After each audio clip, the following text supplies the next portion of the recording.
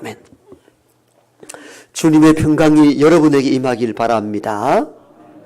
지치고 상한 주의 모든 백성들에게도 이 시간 선포되는 말씀이 위로가 되고 힘이 되는 놀라운 은혜의 시간 되기를 원합니다. 그래서 우리는 설교를 전하는 자나 듣는 모두가 세상의 재미있는 이야기나 유익한 정보에 귀를 기울여서는 안 됩니다. 철저하게 기록된 하나님 말씀만이 선포되고 또 들려지는 이 시간 되길 원합니다. 오늘 우리가 읽은 본문은 요한복음 2장이고 요한복음 2장은 우리가 잘 알고 있듯 가나 혼인잔치집에서 물이 포도주로 변하는 놀라운 기적이 일어난 사건의 기록이기도 합니다. 유치부 때부터 또 이런 노래 불렀죠. 물이 변하여 포도주 됐네. 예수님 예수님 우리에게도 오셔서 우리를 변화시켜 주옵소서. 그래서 우리는 이 본문을 익히 잘 알고 있고 또 우리의 삶 속에서도 이처럼 물이 변하여 포도주 되는 역사, 이적, 기적이 일어났으면 하는 마음으로 주님을 의지할 때가 많습니다. 이것이 잘못되었거나 또 이상한 것도 아니며 주님의 기적은 언제나 믿는 자들에게 역사합니다. 예.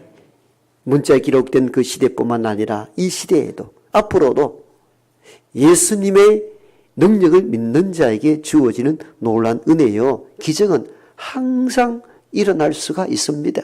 그냥 지나간 옛 이야기가 아닌 것이죠. 그래서 우리는 이 본문을 접할 때마다 우리에게도 물이 변하여 포도주 되듯이 이런 기적의 역사가 일어났으면 하고 주님을 의지하고 찾을 때가 많지요. 그러나 이 사건은 단순히 우리에게 기적만을 추구하라고 보여준 내용인가 하는 질문입니다. 물론 전통적 해석으로는 기적과 초점에 맞추어서 이 본문을 해석하고 우리가 읽고 은혜를 입었던 것은 사실이고 그 전통적 해석이 나쁘거나 잘못된 것도 아닙니다. 우리는 기적을 사모해야 되고 기적을 추구하는 신앙도 여전히 필요로 합니다. 그렇지만 이 본문이 단지 물이 변하여 포도주 되는 기적처럼 오늘 우리가 예수를 믿을 때 계속 이런 기적만을 추구하라고 기록된 말씀인가 하는 질문을 던진다, 그 말씀입니다. 왜냐하면 오늘 본문의 사건을 마지막 결론부로 이것을 기적이라 말하지 아니하고 표적이라 기록했기 때문입니다. 그래서 너무 기적 중심으로만 이 본문을 읽는데 한계가 올 수 있다는 것을 제가 말씀드리는 것입니다. 오늘 본문의 끝에는 예수께서 이 첫 표적을 갈릴리 가나에서 행하매 그렇게 기록되어 있죠. 기적이라는 단어를 쓰지 않는 것이 좀 독특합니다. 표적이라 이렇게 기록합니다. 그렇다면 기적과 표적은 어떤 차이가 있나요? 기적은 보통 이러한 차원에서 말씀을 할 때 많이 사용된 단어입니다. 즉 초월적이고 신비적인 능력을 보여서 예수님이 하나님이 보낸 아들, 신적 존재임을 드러내려 할 때에 주로 쓰는 복음서의 기자들의 용법이 기적이나 이적이라는 단어를 많이 씁니다. 예를 들면 이런 것이죠. 주께서 물 위로 걸어가셨죠. 기적이 일어난 거죠. 이 기적을 통하여서 주의 제자들이나 많은 사람들이 예수를 하나님의 아들로 믿도록 만드는 장치, 그때 기적과 이적이라는 표현을 종종 씁니다. 죽은 자를 살린 사건도 마찬가지. 이 이적, 기적을 통하여 많은 이들이 예수를 믿고 따랐다. 그런데 오늘 본문에는 이 이적과 기적이라는 단어를 사용하지 않고 표적이라는 단어를 썼다는 겁니다. 이게 독특합니다. 표적은 영어를 보니까 sign, S-I-G-N 단어를 쓰고 있어요. 사인 우리가 하죠. 사인을 줬다 그 말이에요. 이 사인 표적이라는 뜻의 의미는 기적을 베풀긴 베풀었는데 기적 뒤에 감춰진 의미를 드러낼 때 쓰는 용법이 표적, 사인이라는 단어입니다. 우리가 복음서에는 4개의 복음서가 있죠. 마태, 마가, 누가, 요한이죠. 4개의 복음서는 말 그대로 예수님의 이 땅에 오심과 이 땅에서 살아가심과 십자가상에 죽으심과 부활의 사건을 다룬 책이 복음서입니다. 이 4명의 저자에 의해서 예수님의 복음서가 기록되어 있는데 마태, 마가, 누가를 공간복음서라 말합니다. 공간이라는 것은 동일한 관점으로 쓰여진 복음서라 할 때 공간복음서입니다. 4개의 복음서로 똑같이 예수의 생애, 사상, 신앙, 죽음, 부활을 다 똑같이 다뤘는데 3개의 복음서는 동일한 관점으로 기록됐고 요한복음만큼은 독특하게 기록되어 있다 해서 우리는 일반적으로 제4의 복음서 또는 영적 복음서라 이렇게 분류를 합니다. 분류하는 데는 이유가 있죠. 복음서는 다 예수의 생애와 사상을 기록하고 있는데 요한복음만큼은 좀 독특하게 기록되어 있더라는 겁니다. 오늘 본문에서 드러났듯이 세계 복음서는 대부분 예수님의 초월적 능력과 신비에 대하여 기적과 이적이라는 단어를 사용하고 있는데 유독 요한복음서에서는 기적과 이적이라는 단어 대신에 표적이라는 단어를 쓰더라는 거죠. 그러므로 요한은 기적만을 말하려는 것이 아니고 기적 속에 담겨져 있는 사인, 의미를 우리에게 전달해 주고자 한 것입니다. 그러므로 말미암아 오늘 물이 변하여 포도주 된 이 사건을 통해서 쌓인 표적, 감춰진 의미를 우리는 찾아내야 합니다. 그래야 이 본문을 바르게 이해하고 읽혀지는 데 도움이 될 것입니다. 그러므로 저는 첫 번째로 오늘 이 표적 뒤에 숨겨진 주님의 의도성, 주님이 진짜 우리에게 이 기적을 통하여 말씀하고자 하는 의도가 무엇인지에 대하여 한 가지 중심으로 말씀을 드리도록 하겠습니다. 그 첫 번째 의미는 이제 유대교 시대가 저물어 간다는 메시지를 이 본문은 우리에게 던지고 있습니다. 오늘의 배경은 유대 가정에서 일어난 사건에 대한 이야기입니다. 그림을 그리면, 즉 풍경을 보면 유대의 한 가정을 볼 수가 있습니다. 혼인잔치집에 일어난 사건은 유대 가정에 대한 이야기의 그림이고, 유대 가정은 유대 사회를 지배하고 있는 유대교의 축소판이라 이렇게 볼 수가 있습니다. 즉 유대교가 지배하고 있는 종교시대 속에 살아가는 한 유대인 가정에 대한 이야기로서 가나 혼인잔치집의 이야기는 출발을 합니다. 그러므로 유대인 가정의 이 이야기는 결국은 유대 사회를 지배하는 유대교의 한 축소 지향점을 가지고 있다, 이렇게 해석도 가능합니다. 왜냐하면 오늘 혼인잔치집의 풍경 가운데 이런 내용이 나와 있죠. 정결 예식에 필요한 돌 항아리가 그 집에 있었다는 것을 그림으로도 보여줍니다. 정결 예식은 유대인들에게 있어서 유대교 사회 속에서 집으로 들어갈 때나 성전을 들어갈 때에 그 돌 항아리에 물을 떠서 손발을 씻어야 되는 것이 유대교가 해야 되는 풍습입니다. 신앙 가운데 하나의 모습들이죠. 이 정결 예식에 필요한 돌 항아리에 대한 그림을 그림으로 말미암아 이 유대 가정에 일어난 이 사건이 유대교 사회와 결코 무관하지 않다는 한 장면을 제공해 줍니다. 그러므로 혼인잔치집에 포도주가 떨어져 잔치의 흥이 가라앉았다는 이 메시지를 통해서 그 시대를 통합하고 있는, 즉 정신적 메시지였던 유대교의 몰락을 암시해 준다, 이렇게 가능하다는 겁니다. 그럼 여러분들 이런 질문이 가능하죠. 목사님, 그건 너무 과한 설정이 아닙니까?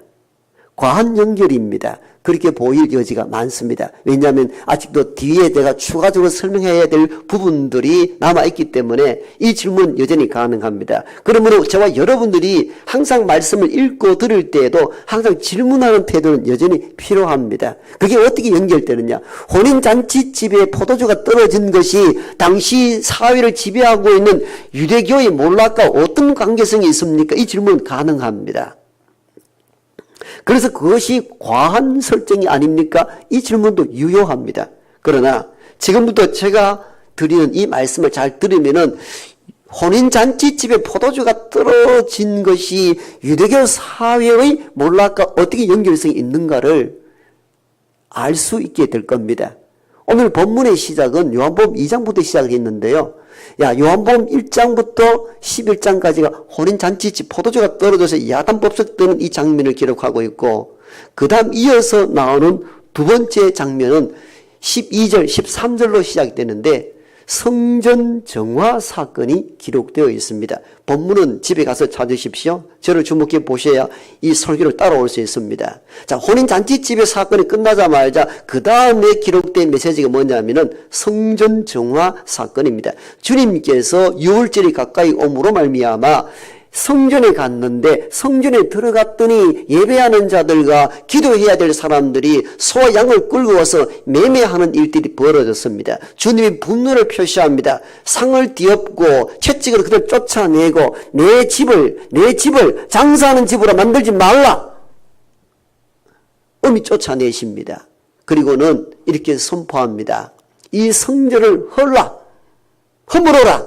내가 사흘 안에 다시 일으키리라. 여러분, 그 시대에 성전 중심적 삶을 살아갔던 유대교 사회 속에서 상상할 수 없는 선포를 하신 것입니다. 성전 정화 사건이 끝이 나면은 그 다음에 이어지는 본문이 뭐냐 하면은 그것이 요한복음 3장으로 넘어가는데요. 요한복음 3장의 시작은 이렇게 합니다. 한밤중에 바리새인 가운데 대표적인 이 대표 인물 니고데모가 밤중에 주님을 찾아와서 이렇게 주께 이야기합니다. 선생님은 하나님으로부터 온 선생인 줄 내가 압니다. 우리가 알듯이 바리새인들은 예수님을 지극히 미워하고 거부하고 그를 십자가 넘겨줬던 장본인들이 주로 바리새인들이었거든요. 바리새인 가운데 대표자 중에 한 사람 니고데모가 아무도 없는 밤중에 찾아와서 주님께 나온 거예요. 뭔가 영적으로 목말라 했던 것 같아 보여요. 그래서 당신은 하나님으로부터 온 선생인 줄 압니다. 엄청난 고백을 합니다. 그때 주께서 니고데모에게 이렇게 말씀하죠. 거듭나라. 거듭나지 아니하고서는 하나님 나라를 볼 자가 없다. 니고데모가 거듭나라는 이 말씀을 처음 들었던지, 주님, 그러면 내가 어머니 뱃속에 들어갔다가 다시 태어나는 것입니까? 이렇게 엉뚱한 질문을 하게 되는 장면들이 세 번째 나오는 장면입니다. 제가 혼인잔치집의 이야기, 성전 정화 사건, 니고데모 사건, 연속된 세 개의 본문을 계속 여러분들에게 전달하는 데는 이유가 있습니다. 왜냐하면 이 세 가지는 유대교를 지탱하고 있는 핵심적 요소들이기 때문입니다. 가나 혼인잔치집의 풍경 가운데 돌 항아리, 정결 예식은 한 가정을 유대교 사회를 이루어 나가는 데에 핵심적인 역할을 하는 일반적 생활에 대한 관례, 그 당시 율법입니다. 두 번째, 성전은 어떤 의미입니까? 유대 사회를 신앙적으로 이끌어가는 중심이죠. 오늘 같은 교회입니다. 교회가 우리 삶의 중심이 아닙니까? 그 성전이 없다는 것은 유대 사회 속에 상상할 수 없습니다. 모든 신앙의 모태와 신앙의 양육과 신앙의 출발은 성전으로부터 출발합니다. 세 번째는 니고데모의 이야기는 뭘 의미합니까? 바리새인들은 주로 율법을 가르치고 율법을 연구했던 인물들입니다. 유대 사회의 정신적 신앙적의 근간은 율법, 토라, 말씀입니다. 자, 이 세 가지, 즉 가정을 지탱하는 정결 예식, 신앙의 중심적 성전, 성전에서 선포되는 율법의 말씀, 여러분 이 세 가지가 유대교 사회를 이끌어가는 핵심 중에 핵심 요소들입니다. 그런데 사도 요한은 놀라울 정도로 이 핵심적 세 가지 요소에 모두가 한계가 있고 문제가 있다는 것을 가르치기 시작합니다. 첫 번째는 뭡니까? 혼인잔치집에 정결 예식으로 쓰이는 돌 항아리가 혼인잔치집의 문제를 전혀 해결해 주지 못하고 있습니다. 아무 역할도 하지 못합니다. 가정의 중심적인 정결 예식이 내 집의 혼인집의 문제를 근원적으로 해소해 주지 못하고 있다는 것을 가르쳐 줍니다. 두 번째, 성전, 신앙의 중심적인 성전이 지금 어떻게 되어가고 있다는 겁니까? 장사하는 집으로 되어갑니다. 기도 소리가 끊임없이 나와야 되는데 소와 양들의 소리가 끊임없이 진행합니다. 그래서 주님은 상을 띄어버리고 그들을 쫓아내고 만민의 집, 기도하는 만민의 집을 장사하는 집으로 만들지 말라 합니다. 성전의 위기가 온 것이죠. 성전이 더럽혀졌습니다. 제 기능을 발휘하지 못하고 있는 유대교 성전의 한계를 지적합니다. 그래서 주님은 이 성전을 헐어버려라. 내가 사흘 안에 일으키리라. 여러분, 이것 때문에 신성모독죄로 주님이 십자가 달려간 원인이 되기도 했습니다만은 이 성전으로서는 회복이 불가능하다는 겁니다. 사흘 안에 다시 일으키리라는 것은 부활의 의미를 가지고 있죠. 예수 외에 답이 없다는 사실을 보여준 사건이 두 번째 사건입니다. 세 번째 니고데모 사건은 어떻습니까? 영적 무지에 빠져있는 율법교사를 여실하게 폭로합니다. 율법교사가 되어서 하나님 말씀을 바로 가리키고 양육하여 바로 세워야 될 이 인물들도 거듭남의 기초적인 의미도 모르고 내가 어머니 뱃속에 들어갔다 나와야 됩니까? 라는 엉뚱한 이 질문을 하는 니고데모를 통하여 그 시대의 율법교사들의 영적 빈곤, 영적 결핍을 여지없이 드러냅니다. 여러분, 혼인집, 성전, 율법, 교사, 이 유대교 사회를 지탱하는 이 세 가지 요소가 다 무너졌습니다. 그 어떤 것도 제 기능을 발휘하지 못하고 있습니다. 그래서 저자 사도 요한은 이 세 가지 사건을 통해서 유대교 사회가 점점 몰락하고 어떤 힘도 발휘하지 못하고 백성들에게 어떤 메시지를 전달할 수 없는 한계가 혼인집 잔치에 포도주가 떨어진 이 사건을 통하여 연속적으로 유대 사회의 몰락을 보여주고 있습니다.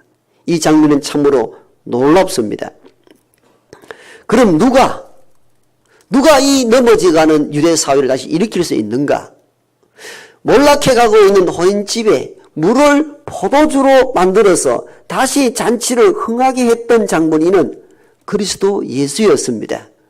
그리스도 예수의 사건, 즉 혼인집의 문제를 근원적으로 해결해 주는 예수 그리스도밖에 없다는 사실들을 표적으로 보여준 장면들이 오늘 우리가 읽은 가나 혼인잔치집의 사건입니다. 그래서 사도 요한은 이를 기적이라 표현하지 아니하고 표적, 사인이라 기록했던 의도가 바로 여기에 있었던 것입니다. 즉 물이 포도주 변한 것처럼 그냥 단순한 기적만 바라보지 말라는 것입니다. 혼인집에 포도주가 떨어져서 잔치가 막 끝이 날 무렵에 물을 포도주로 만들어서 잔치가 흥하게 하듯이 집안을 흥하게 하고 집안을 서럽게 하는 일은 세상에 어떤 것이 아니요 예수 그리스도가 그 집의 주인 될 때만이 가능하다는 것을 가르치는 대목입니다. 그러면서 우리는 이 본문의 말씀을 오늘에 가지고 와서 재해석할 때도 말씀이 주어지는 메시지는 아주 크고 놀랍습니다. 오늘 우리의 한국의 가정들을 보십시오. 위기에 빠져 있잖아요. 어떤 것도 가정을 위기에서 구출해낼 방도가 없는 전반적인 위기에 처해 있습니다. 어떤 의미에서 이 가나 혼인집에 포도주가 떨어져서 잔치집 분위기가 엉망이 되듯 한국의 모든 가정들이 위기에 처해 있습니다. 신앙의 중심지인 교회는 어떻습니까? 당시 성전이 매매하는 자들로 가득했듯이 온갖 분쟁과 다툼의 소리가 끊임없어졌고 기도의 소리는 축소되고 있는 상황에 놓여 있어 교회가 교회의 제 기능을 감당하지 못하고 있는 시대 속에 살아갑니다. 당시에 니고데모 율법교사가 거듭남이 무엇입니다고 되묻듯 영적 결핍에 빠져있듯이 오늘의 종교 지도자 목회자들이 바른 말씀이 없고 영적 결핍 속에 빠져있다면 그때 당시와 오늘 매우 유사한 장면들이 굉장히 많다는 것을 알 수가 있습니다. 그러므로 우리는 누가 가정을 서럽게 하며 누가 교회를 서럽게 회복시키고 누가 영적 결핍에 빠져있는 이들을 서럽게 할 수 있는가? 이 답을 우리는 제시해야 되고 이 답을 우리는 얻어야 살 수가 있습니다. 무너진 가정, 분쟁과 시끄러운 소리로 가득한 교회의 성전, 이 모든 것을 서럽게 하는 것은 오직 예수 그리스도밖에 없는 줄 믿습니다. 오늘 본문은 그걸 이야기하고자 한 것입니다. 예수 외에 답이 없다는 것입니다. 단지 물이 포도주 되는 기적 사건만 바라보지 말라는 거예요. 기적 이면에 숨겨져 있는 주님의 의도, 사인을 볼 수 있어야 합니다. 혼인잔치집의 문제는 정절 예식의 물로도 가능하지 않는, 그 시대 간섭으로도 회복되지 않는 일을 주님이 개입함으로 말미암아 잔치를 흥하게 했듯이 오늘의 위기에 빠진 모든 가정들도 그 안에 그리스도 예수가 가정의 머리가 되시어 이끌어 가셔야 가정이 온전히 회복될 줄 믿습니다. 분쟁이 많고 위기와 환난에 빠져있는 오늘의 한국교회를 새롭게 할 수 있는 길이 무엇인가? 여러 가지 프로그램, 전통적으로 해왔던 간섭, 이 모든 것 아닙니다. 교회의 머리 대신 그리스도 예수가 중심에 서 있어야 교회가 새롭게 회복될 줄 믿습니다. 다른 게 답이 있지 않다는 것입니다. 이번 총회 가봤더니 총회 보고가 뭔지 아세요? 최근 몇 년 동안에 우리 통합적 교인만 300만이었는데 이번 통계가 230만, 70만 명이 줄어들었어요. 하루에 93명이 기독교인이 감소하고 있다는 통계 보고를 들었습니다. 어느 정도 예상은 했지만도 이 정도일 줄은 몰랐죠. 여러분, 통계에 잡히지 않는 것까지 생각하면은 어마어마한 숫자입니다. 지금 우리를 지금 2부 예배를 보십시오. 팬데믹 이전 상황에서 거의 절반입니다. 절반. 얼마나 심각한 위기에 빠져 있는지 모릅니다. 그런데도 교회들은 아직도 분쟁과 다툼 소리가 끊이지 않고 있고 기도 소리가 점점 줄어들어가고 교회 성전의 기능이 마비될 정도로 빠져 있잖아요. 무엇이 교회를 새롭게 할 수 있는가?